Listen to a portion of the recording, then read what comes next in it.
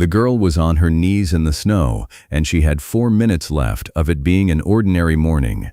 Nan Hoyt was 9. She had a brick set in the snow at the edge of the boardwalk, wrapped in a scrap of white cloth, and she was measuring with her thumb how far the wet ring around it had spread. That was the whole of the job. Set the brick down warm, count slow, watch the ring. When it stopped spreading and its edge went hard and gray, the cloth had let go of everything. She had 2 bricks with her that morning, heated at the same time on the same stove. One was wrapped in white sacking. One was wrapped in a piece of gray wool. Her mother wanted to know which ring quit first. Then her mother put her head out of Kilbride's door and told her to come in out of it, and Nan picked up both bricks and went.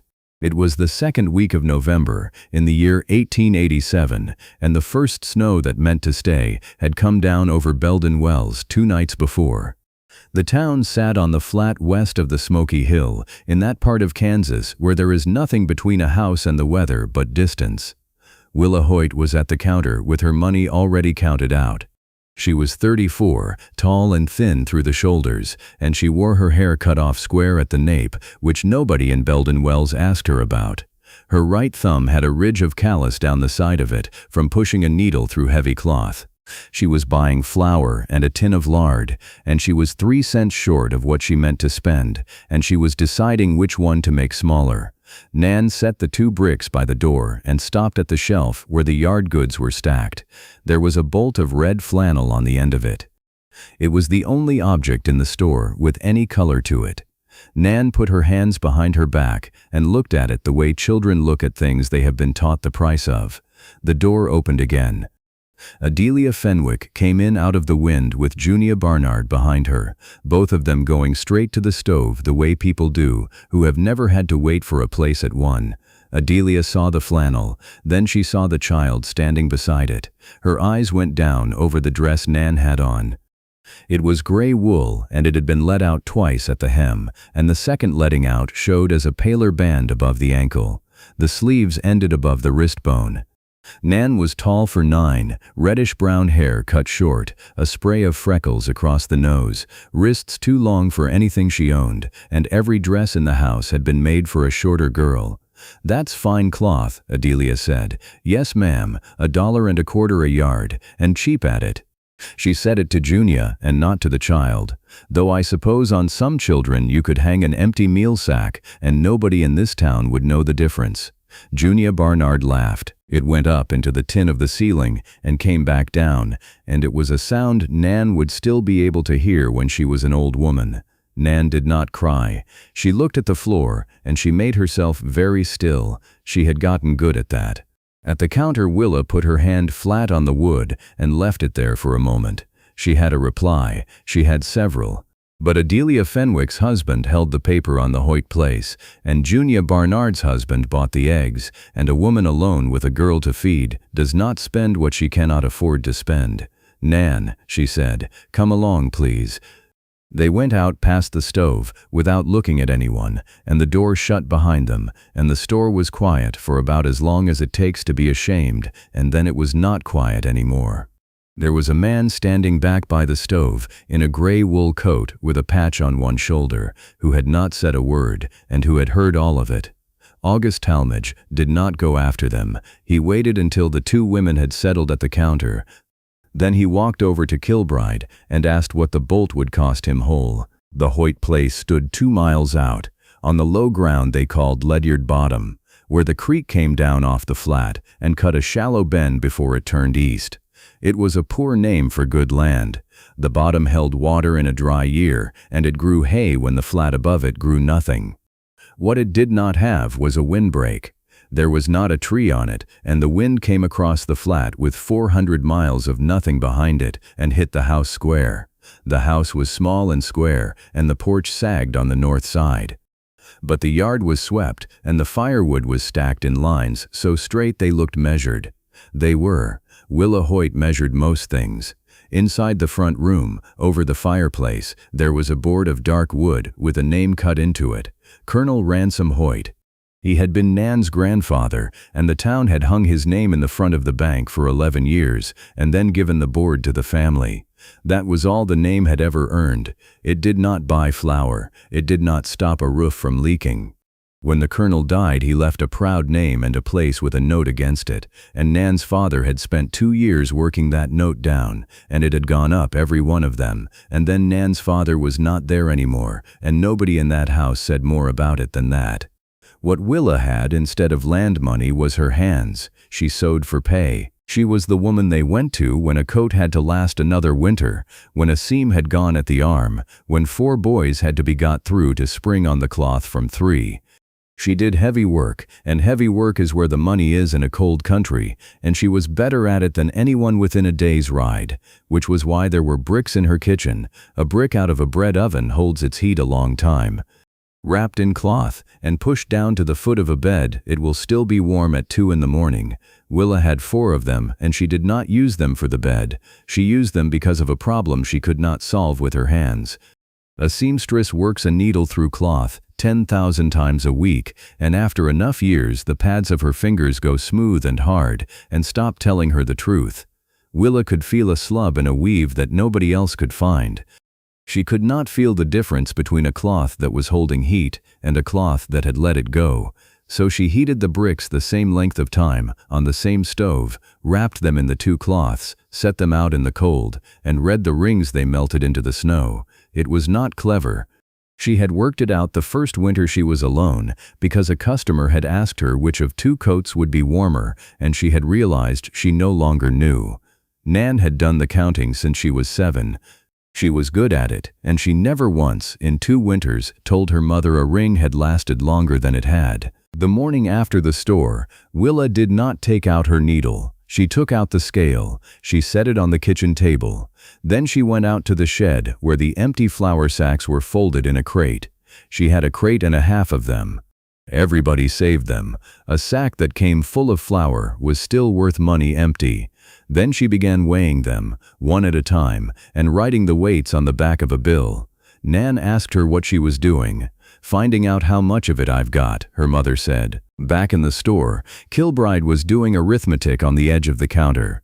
34 yards on it, Mr. Talmadge. Give or take a hand's width. Put it in my wagon. Adelia Fenwick turned around at that. The entire bolt? The entire bolt? Mr. Talmadge, I've had 5 yards of that spoken for since Tuesday. August Talmadge was 61 and built low to the ground, and he had lost most of his hair and all of his patience. He ran the Cut Bank Range, 40,000 acres of it north of town, and he had 11 men on his payroll in winter and better than 30 in summer. He did not raise his voice. "You've had that cloth spoken for since Tuesday, ma'am," he said. "You could have paid for it any day this week. You spent this morning on the child instead." Then he put the money on the counter, told Kilbride to load the bolt in his wagon, and went out. The bank stood at the far end of the street, brick-fronted, with the only plate glass window in Belden Wells. Inside it was warm enough to take a coat off, and Royce Fenwick was at the desk behind the rail, with wool gloves on his hands, because he was a man who felt the cold indoors. Royce Fenwick kept that room warm, and still wore gloves in it. He was 52, heavy through the middle, red in the face by 10 in the morning, and he had a good manner with people who owed him money right up until the moment he did not need it anymore. He stood when Talmadge came in. "I've got the grazing lease drawn," he said. "Only wants your name on it." "I'm not here about the lease. Bring me the Hoyt ledger." The room went quiet in a particular way. "That's a private page, Mr. Talmadge. I'd be breaking every rule in this building if I—" "Royce."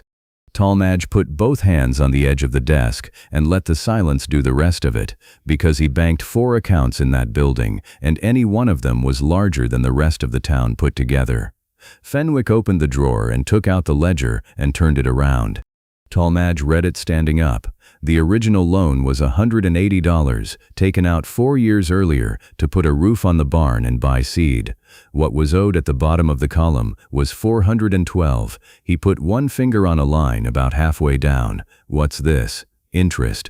"And this?" Fenwick shifted his weight. "A penalty. Mrs. Hoyt was short on the November payment." "How short?" There was a pause that went on too long. $4. "And you charged her $25 for it." "It's a schedule, Mr. Talmadge. It applies to every account in this book."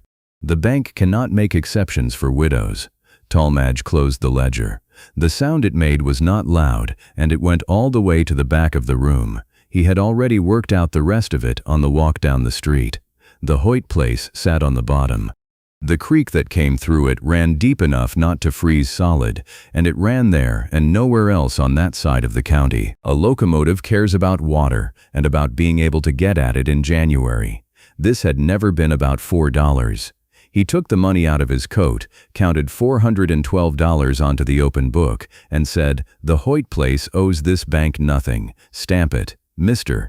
Talmadge. This is not how a bank—" "Stamp it, Royce," Fenwick wrote it. His hand was not steady, and the stamp went on crooked. At the rail, on his way out, Talmadge stopped and said one more thing, and he said it quietly enough that only the two of them heard it. "If I hear you've invented a figure like that on anybody else's page, the cut bank accounts leave this building on the Monday, and I'll take the rest of the winter explaining to every outfit between here and Hayes exactly why they went." He went out. He stood a moment on the step and let the wind get at him, and it was better than what was in there.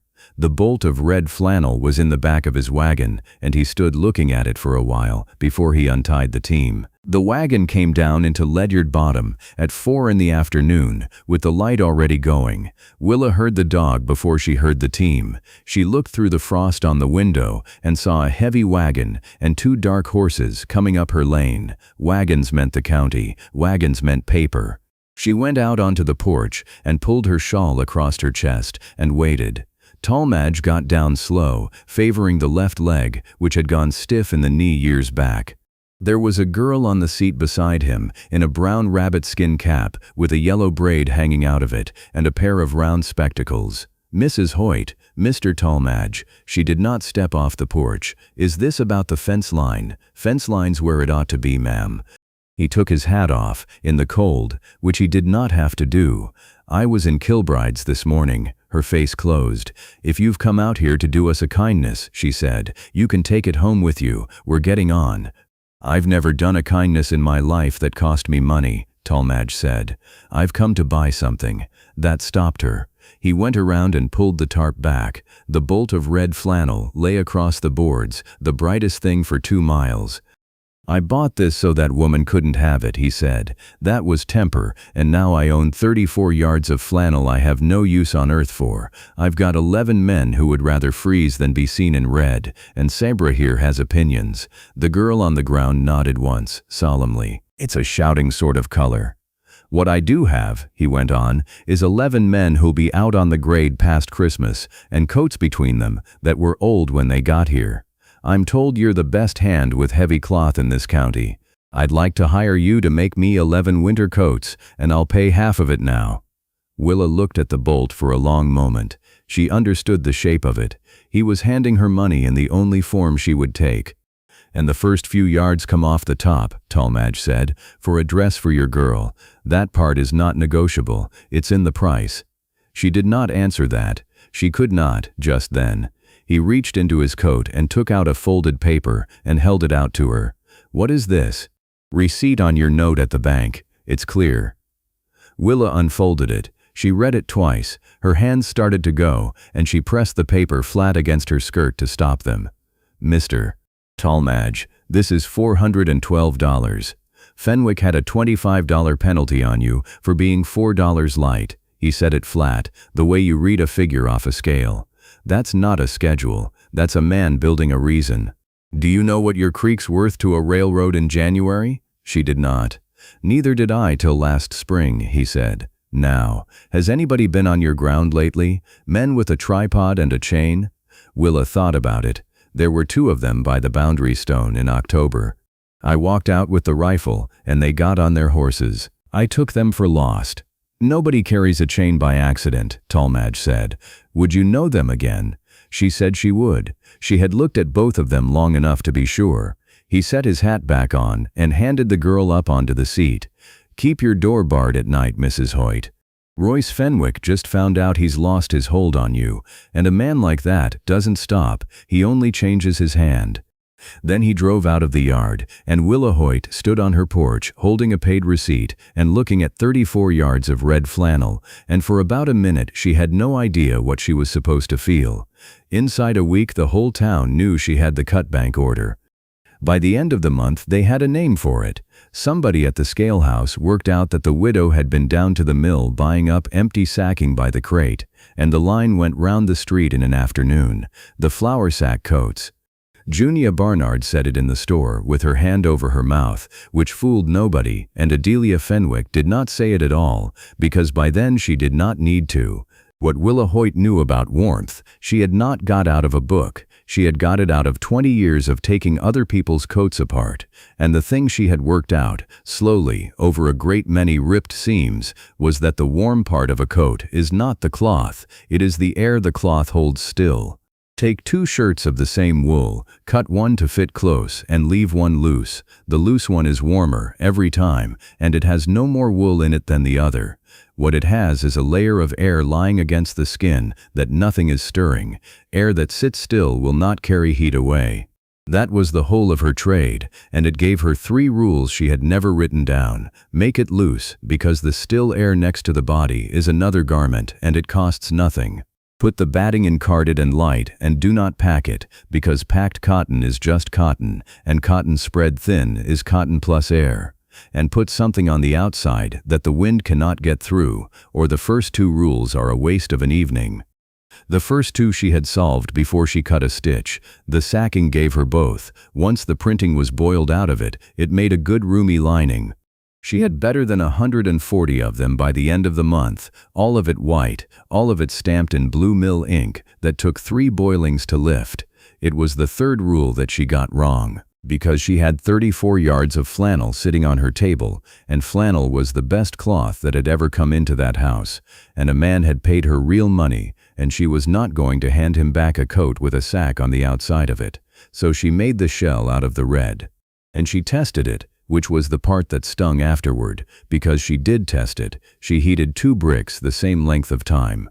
She wrapped one in flannel and one in sacking, and she set them on the sill in the front room where the window was out of the draft, and she and Nan sat and watched the 2 wet rings creep out across the cold pane. The flannel ring went further. It kept going after the other one had stopped, and it was not close. That one, Nan said. That one, her mother agreed. They were both right, and it did not matter at all, and it would be 16 days before Willa understood why. She cut all 11 out in the week and a half that followed. 11 bodies, 11 linings, 22 sleeves laid across every flat surface in that house, and she finished exactly 1. The first coat came off the table, and it was the best thing she had ever built. Sacking against the skin, cut generous through the body, 2 pounds of carded cotton quilted light between the layers, and over all of it a shell of red flannel. She put it on herself to carry it out to the cut bank. It was 4 miles, and the wind was out of the northwest, so she walked into it the whole way. She was warm for the first mile. She was less warm for the second. Somewhere in the third, the wind stopped being a thing that pushed at her and started being a thing that went through her, and she remembered thinking that the coat must have a seam open somewhere. It did not have a seam open. Merle Denham took the coat off her at the door and got her in by the stove, and one of the men put her hands in a basin of water that was barely more than cool. 2 fingers on the right hand came back white and stayed white. They went hard at the tips, and when the feeling came into them that evening, it came in badly, and she sat with her jaw set and let it come. Talmadge sent her home in the wagon, with a blanket over her. For 5 days Willa Hoyt could not hold a needle. Nan sewed the straight runs on the bodies. She was 9, and her stitches were even enough, and she worked under her mother's eye, while her mother told her where to put them. Those were the seams that opened later. She spent those 5 days sitting still, which she was not built for, and thinking about a thing that did not make sense. The test had said flannel, her own hand said otherwise, and her hand had the marks to prove it. One of those 2 was lying, and she could not work out which. On the 6th day she went out to the yard with a scrap of each cloth and did the simplest thing a person can do. She held the flannel up in front of her face, out where the wind was coming across the flat, and she put her cheek close behind it. She could feel the wind on her cheek. She did it again with the sacking, and her cheeks stayed dry and still, and she stood there with a piece of cloth in each hand, and the beginning of it arriving. Then she went and got the bricks. She heated them the same as before, the same stove, the same length of time. She wrapped one in flannel and one in sacking, but this time she did not set them on the windowsill in the front room. She carried them out past the barn to the open ground, where the snow was combed flat and hard all one way, and she set them down, and she and Nan crouched over them with their backs to the wind and counted. The sacking ring kept spreading. The flannel ring stopped first. It stopped early, and its edge went gray and hard, while the other one was still creeping, and it was not close. Nan said, "It's backwards." No, her mother said, it was backwards in the house. They ran it twice more that afternoon to be sure, and it came out the same both times. Same bricks, same cloths, same stove, one test indoors and one test in the open, and the answers were opposite, and the only thing that had changed between them was whether the air was moving. Flannel is a loose, open weave. That is exactly why it is warm. There is more air caught in a yard of flannel than in a yard of anything else in Kilbride's store, and in a still room, that trapped air is worth more than the wool around it. On a windowsill, out of the draft, flannel wins. Take it outside, and the same open weave is a door standing open. The wind does not go around a cloth like that. It goes through it, and it takes the trapped air with it, and the coat is left holding nothing at all. Sacking is the opposite animal. It is woven hard and flat and close for the plainest reason in the world, because a loose weave will not hold flour, and a weave that will not let flour through will not let much wind through either. That was an accident, in the one way that mattered out on that flat, and it had been sitting folded in her shed all along. So the 3 rules came out the other side of it changed in exactly one place. On the outside, the tightest cloth in the house, which was not the $4 flannel. It was the thing the flour came in. She went back through the crates that night with a candle behind each sack, looking at how much light came through the weave, and she sorted them into 2 piles. 82 were tight enough to face the wind. The rest went to lining. Nan asked what they were going to do with all the red. Her mother looked at the bolt. "It'll make a dress," she said. "It'll make a very good dress. There's not a thing wrong with that cloth in town." It was the last easy evening in that house for some weeks. Because Willa had the answer now, and having the answer made her certain, and being certain made her do the thing that people do when they have just been badly wrong about something. She overcorrected. If wind was the enemy, then the answer was to leave the wind nowhere to get in. That was how she reasoned it, and every part of that sentence is correct, and the coats she built on it very nearly killed a man. She closed them up. She quilted the shell down tight against the batting so it could not shift, cut the cuffs narrow, set a storm flap over the front so the buttons had 2 layers across them, and took the generous room out of the body because room was where the draft had been getting to her. They were heavy. They were beautiful, in the way that a well-made working thing is beautiful. Merle Denham hefted one and said it was the best coat he had ever been handed. 11 went out to the grade in the first week of December.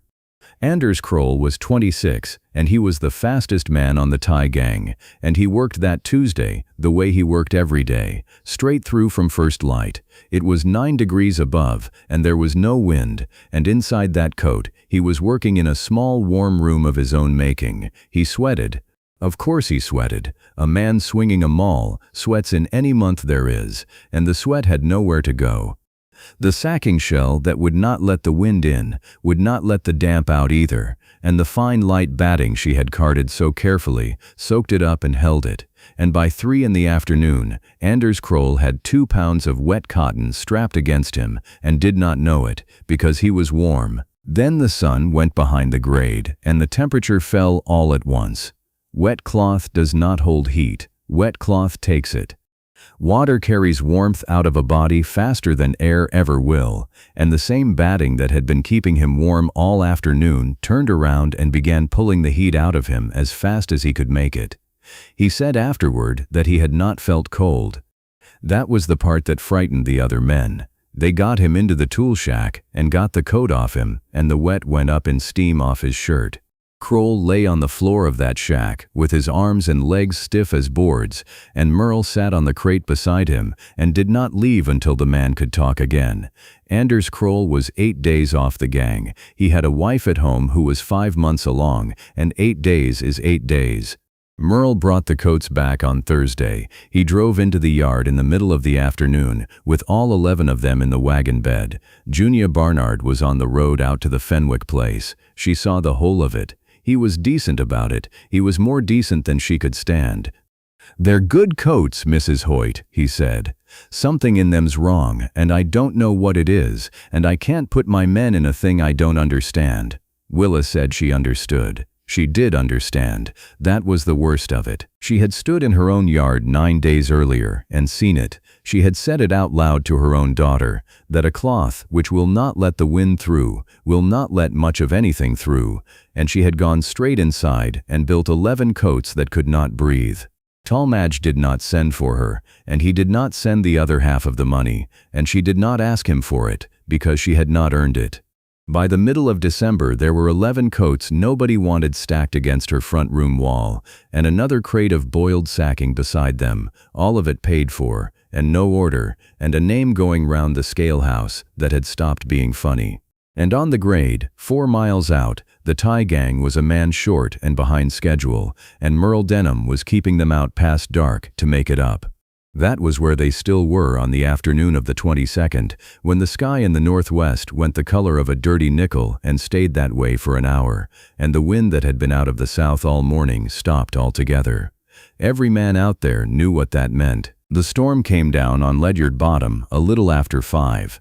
It did not build. The wind swung round to the northwest and came in with the snow inside it, and by 5:30 the barn was gone from the porch. The tie gang did not try for town. Belden Wells was 4 miles on, the Hoyt place too, and they came into Willa's yard out of the white, with the horses' heads down, 9 men in coats that had been old when they came to Kansas. She had the door open before they reached it. 20 minutes behind them, a buggy came in with 2 women in it.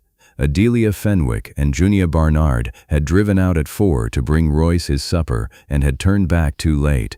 That put 14 people in a house built for 4, and it put 1 man on the wrong side of the storm. Royce Fenwick had ridden out at 3 o'clock with a surveyor and a chain, 7 miles past the gang, because the Weldon Northern wanted the water question settled before the ground froze, and he meant to have his own figures first. Merle Denham said it out loud. Somebody had to go back out. Then he said he was not sending men 9 miles into that, in what they had on. Willa was already at the crate. There were 11 coats stacked against the wall of her front room, and she had not touched them in a fortnight because she could not stand to look at them. She pulled the top one off the pile and laid it on the kitchen table and picked up her shears. Adelia Fenwick said, "What are you doing?"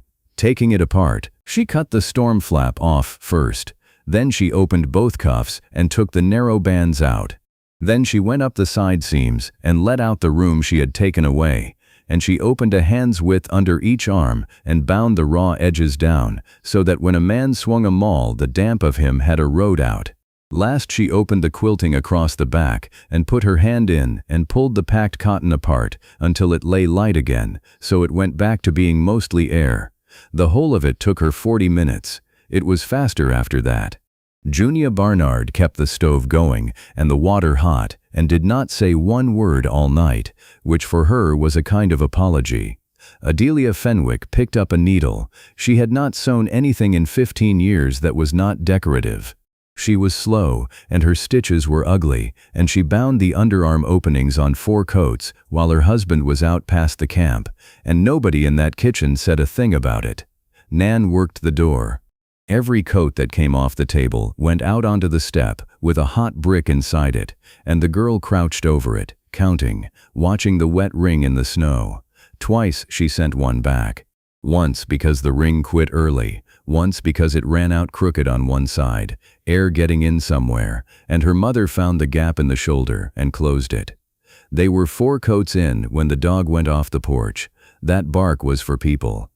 Willa heard it and stood up from the table with the shears still in her hand. Down where the creek bent and the old boundary stone sat, there were 2 lanterns swinging in the dark.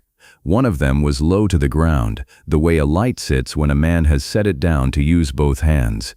Willa took her husband's rifle out of the corner cupboard and put a round into the ground 10 feet short of the nearer lantern. The sound went flat and short in the snow. It was enough. Both lanterns stopped moving. "That's a boundary stone," she called out, "and it has been where it is since before either of you could walk." By then Merle Denham was on the porch behind her with 4 men, and 2 with a sledge are no kind of match for 9 who have been standing around a stove getting angry. Merle did not rope anybody. He walked down with a lantern and held it up to each face. Willa came down and knew the nearer one before Merle got a name out of him. He was one of the pair from her boundary stone in October. Merle told them they could walk to town or sit in the barn until morning, and they took the barn. Then he came back inside and asked Willa how many coats she had finished. 5. How long for 3 more? She looked at the clock. Give me till 2. They went out at 20 past 2, 3 men in coats that had been taken apart and put back together, and they were gone the better part of 5 hours. They found Royce Fenwick and his 2 men in the lee of a cut bank, where they had put the horses down on their sides and got in behind them. He could walk. He could not do up his own coat. Merle Denham brought them into the Hoyt kitchen before 7. Willa gave the banker a chair and a basin and did not say one word to him. He talked anyway, the way a man does when he has been that cold and is not cold anymore. 11 bad notes after 2 short harvests, and he had been carrying them with money that belonged to other people. He needed 1 piece of ground he could sell for what he said it was worth, and he had gone looking for one with nobody in it to argue. Nobody said anything back. The storm blew out around 9. She did not go to bed. Before it quit, she had the last 3 coats off the table. They went into Belden Wells at noon because there were 2 men in the barn who had to be put in front of the county clerk, and the whole town came out to watch them come. Nan Hoyt rode in beside her mother in a new dress of red flannel. Her mother had cut it out the week her hand came back, one-handed and badly, and finished it afterward. It was the first thing that child had ever put on that had been made for her and nobody else. Behind the wagon rode 9 men in white coats. They were not handsome. The sacking had gone the color of old bone from boiling, and you could still read the ghost of a mill stamp across one man's back. Every person on that boardwalk had spent 5 weeks calling them the flour sack coats, and could see that the men wearing them had been out all night and had come back. 2 kinds of cloth came up that street together. Adelia Fenwick was standing outside Kilbride's with her hands at her sides. Inside the bank, Royce Fenwick sat down with his hands wrapped. Then he opened the ledger, turned it around so the 4 men on the other side of the rail could see the page, and began reading out account names. There were 11 of them, besides the Hoyt place. Everyone carried the same invented figure, and not one of those families had ever been told what it was for. He struck them all through and initialed every line. He did not apologize. Nobody asked him to, and he was gone from the county inside a fortnight. Talmadge waited until it was finished. Then he took a folded document out of his coat and handed it across the rail to Willa. It was a 10-year agreement for the right to run a pipe from the creek on Ledyard Bottom to a tank at the new siding, $540 a year. She read it twice before she looked up. "Mr. Talmadge, this is the railroad's paper." "It is. You said you were a cattleman." "I am," he said. "I'm also the man who put up most of the money for that line, which is a thing I have gone to some trouble not to say out loud in this building. He has been trying for 4 months to take that water off you and sell it to me." Willa Hoyt signed it standing up. The order came back the same week, not 11 coats, 40, at a price she set herself, and she took on 2 women to help. By the spring the track was through the valley, and Talmadge's men laid the pipe along the fence line so it did not cut her hay in 2. Anders Kroll went back to work in January. His wife was delivered of a boy in April. The 2 men out of the barn paid a fine to the county and were on a westbound train inside the month, which was more than they deserved and less than Merle Denham wanted. Nobody in Belden Wells ever learned who had paid them, and the man who could have said was gone by then. What changed in the town was smaller and stranger. Women began bringing cloth out to Ledyard Bottom before they bought it, and Willa never once explained the scale on her kitchen table. She would take a piece to the window, hold it up to the light, and hand it back with a word about what it was good for. Inside a month, Kilbride was being asked questions nobody had ever asked him before. She never did answer the question of what the rest of that flannel was for. Willa pushed what was left of it into Adelia Fenwick's arms that morning and called it a night's wages. Adelia carried it as far as Kilbride's counter and left it there without a word. In February, Willa bought it back with the first money from the new order. She used it on the inside, where it belonged all along. Nan Hoyt lived to be an old woman. She went east to school on railroad money, and after that there was nothing she needed that she could not buy. What she kept, folded at the bottom of every trunk she ever packed, was a square of white sacking gone soft and gray with washing, with a corner of blue mill ink still on it. She never explained it, and nobody who saw it would have guessed. It was not the dress she kept,